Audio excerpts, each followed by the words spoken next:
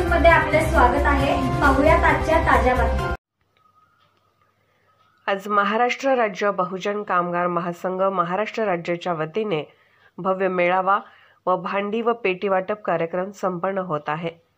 या कार्यक्रमाच्या प्रमुख उपस्थित माननीय माजी मंत्री सदाभाऊ खोत, माननीय आमदार गोपीचंद पडळकर साहेब, सांगली जिल्हा परिषदेचे सभापती ब्रह्मानंद पडळकर साहेब, सुधाकर भैया बाबर, मान्यवर व सर्व पदाधिकारी, बांधकाम कामगार बंधू आणि भगिनी व पत्रकार बंधू मोठ्या संख्येने उपस्थित होते। आज आपल्या खानापूर ऑफिसला 1 वर्ष पूर्ण झाले। एका वर्षात 5000 नोंदणी आम्ही केली आहे आणि कामगारांना लाखो रुपये शैक्षणिक शिष्यवृत्ती, ज्यांना घर नाही त्यांना घरकुल मंजूर केले, अंत्यविधीचे 10,000 विधवा पेन्शन, गंभीर आजाराचा लाभ अशी एक ना अनेक योजनेचा लाभ कामगारांना करून दिला। त्या योजनेचे पैसे डायरेक्ट कामगारांच्या खात्यात जमा करण्याचे काम आमच्या बहुजन कामगार महासंघाचे नेते संदीप पाटोळे साहेब यांच्या माध्यमातून खानापूर तालुक्यात 50 पदाधिकारी असून लवकरच खानापूर व आटपाडी तालुक्यात आम्ही 20,000 नोंदणी करणार आहोत, असे मत बहुजन कामगार महासंघाचे नेते संदीप पाटोळे यांनी व्यक्त केले। जनता न्यूज ब्युरो रिपोर्ट जत। जय हिंद, जय कामगार।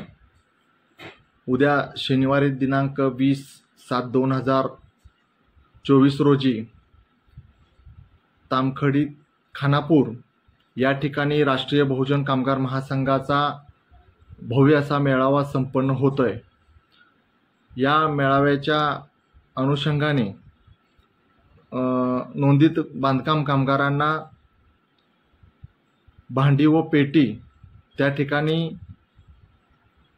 कार्यक्रमाचे अध्यक्ष विधान परिषदेचे आमदार मान्य गोपीचंदजी पडळकर साहेब यांच्या अध्यक्षतेखाली, तसेच कार्यक्रमाचे उद्घाटक युवा नेते सागरभाऊ खोत, त्याचबरोबर सुहास भैया बाबर, युवा नेते ब्रह्मानंदजी पडळकर आणि अशा अनेक विविध क्षेत्रातील मान्यवरांच्या प्रमुख उपस्थितीमध्ये संपन्न होतोय। तर खानापूर आटपाडी तालुक्यातून हजारोच्या संख्येने असंघटित बांधकाम कामगार, मजूर, कष्टकरी, श्रमिक मोठ्या संख्येने येणार आहेत।